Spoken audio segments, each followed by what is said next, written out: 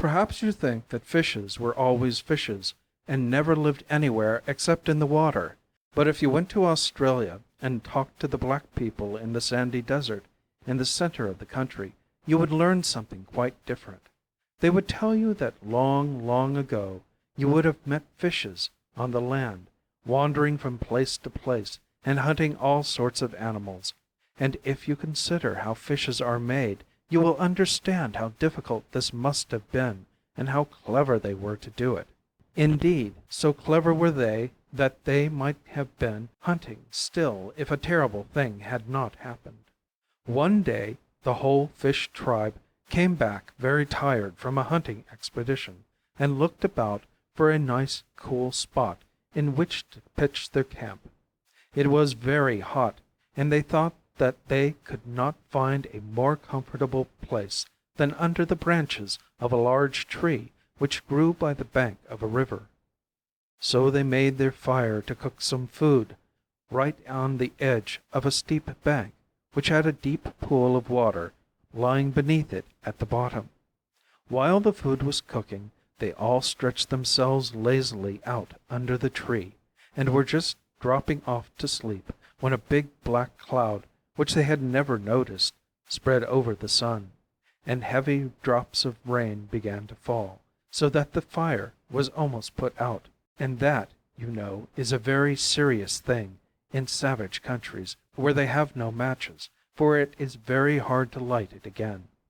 To make matters worse, an icy wind began to blow, and the poor fishes were chilled right through their bodies.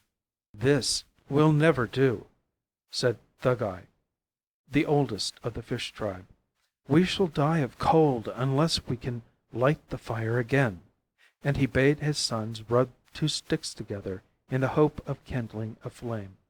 But though they rubbed till they were tired, not a spark could they produce.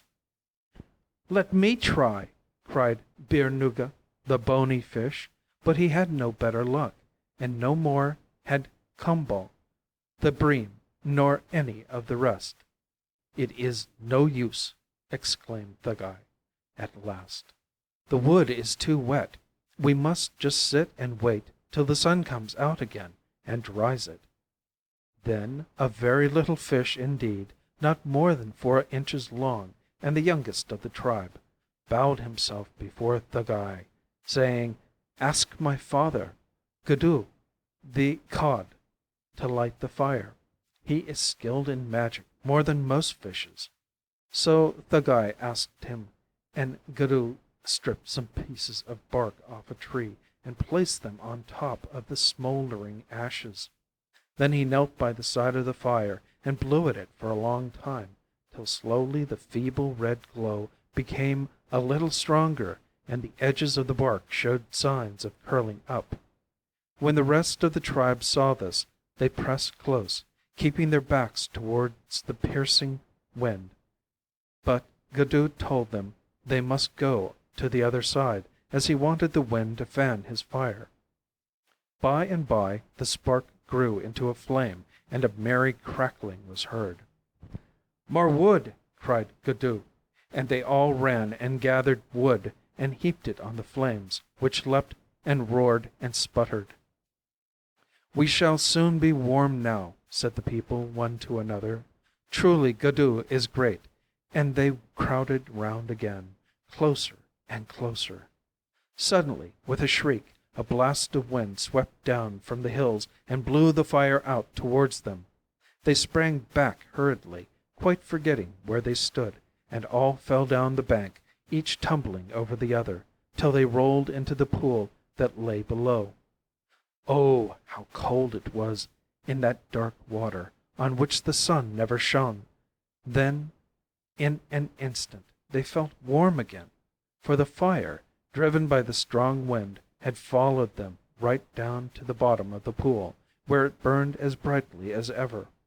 And the fishes gathered round it as they had done on the top of the cliff, and found the flames as hot as before, and that fire never went out, like those upon land, but kept burning forever. So now you know why, if you dive deep down below the cold surface of the water on a frosty day, You will find it comfortable and pleasant underneath, and be quite sorry that you cannot stay there.